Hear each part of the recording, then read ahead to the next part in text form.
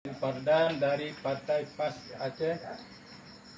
Lon alamat di Lek Menasah Terbu, Kecamatan Mutiara PD.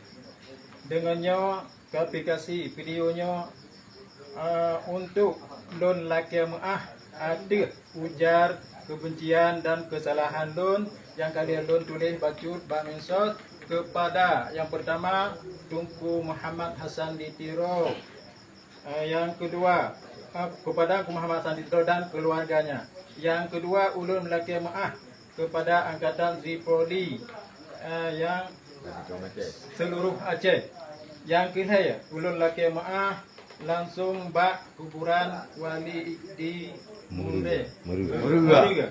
InsyaAllah lonjak kenang. Dan yang kelima di samping ulun didampingi oleh beberapa wartawan kepada wartawan KPA dan disertai oleh wartawan yang lain. Dengannya ulun sangat menyesal dan ulun menyesal tiga tu ulun mulangi menyesal hanli lun pegah-pegah yang jek ke tepeh hati saudara lun. Tiga tu ulun laki maah pada bantu saudara lun yang na tino ataupun yang na di luar dan juga yang na di seluruh Aceh. Ulun laki maah segala-galanya apa yang mungkin manusianya kadang manusianya hana bukti mendum na kesalahan. Ulun memang mengaku kesalahan. Mak tiga tu ulun laki maah kesalahan lunyan.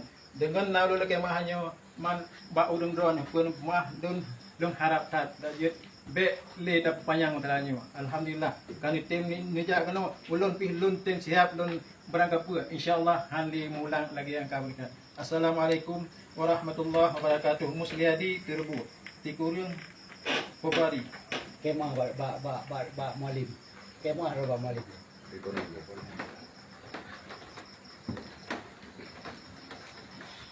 Kamera